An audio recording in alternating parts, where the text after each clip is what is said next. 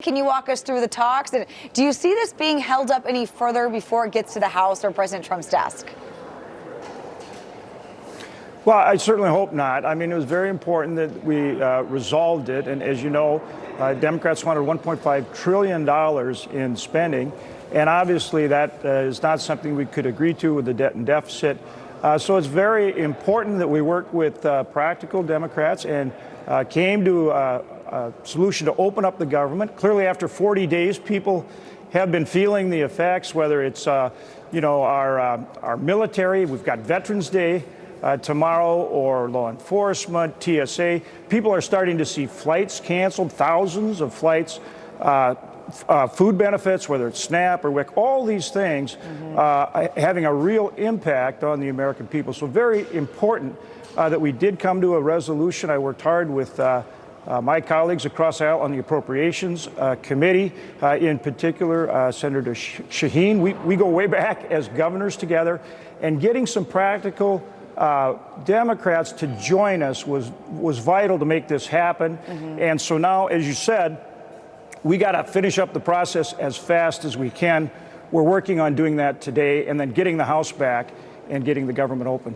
Yeah, that process, Senator, can be very arduous. And we obviously know that the radical left is very unhappy. Rand Paul on the right, very unhappy. Do you see procedural games here, like forcing the thing to be read out loud over the course of like 5 days? Or do you think there's enough, we're over it, let's just get the votes up on the board and move on?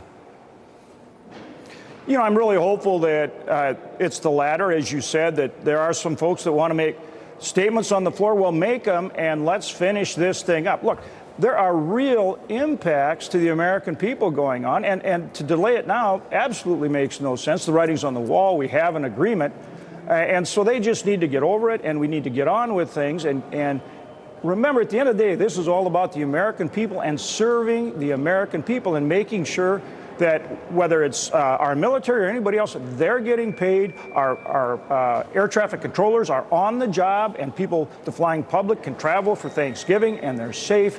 Again, the food stamp, SNAP and WIC, the other food assistance, vital for families. These are real repercussions, and no messing around now. Let's get this done. And we know to get this thing done, Republicans were joined by 8 breakaway Democrat caucus members, and we're going to show them there on your screen. Did any of these names surprise you in the end? Not really. As I mentioned, a number of them. I mentioned Senator Shaheen, also Angus King. We were all governors together, and actually started working together 20 years ago. And so, again, they're practical. They recognize that you can't hold up the government, demand $1.5 trillion at a time when we've got to address the debt and deficit and get real reforms. And the other thing, and so they joined with us to do what needed to be done for the good of the American public across the board. And the other thing is, we are going to work on health care reform, but you can't work on health care reform when the government's shut down.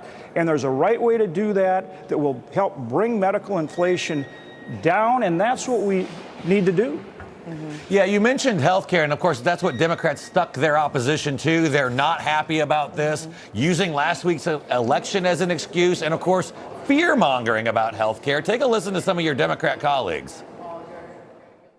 After the elections on Tuesday, it just became absolutely clear that the American people do not want Democrats to be bullied into submission. Just on Tuesday, we had an election all over this country. And what the election showed is that the American people want us to stand up to Trumpism. That when you throw 15 million people off health care, some 50,000 of our fellow Americans will die. Because of Republicans, Americans are going to suffer immensely.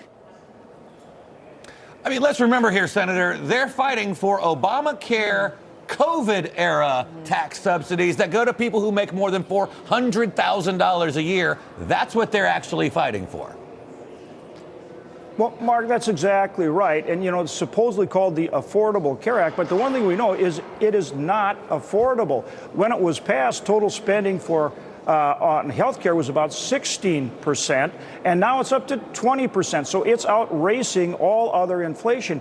And during coronavirus, Democrats passed, without any Republican votes, additional what they call advanced premium tax credits, but those are actually payments that go directly to the insurance companies, and it was an effort to try to mask this incredible increase in healthcare inflation. So you can't just keep throwing money at it. You've got to have some reforms. And that's what we have to work on so that, ultimately people have more control over their healthcare, but also so that we get on top of this, the runaway cost increase. Yep, absolutely. The Unaffordable Care Act. All right, Senator John Hoeven, thanks for joining us this morning. Thank you.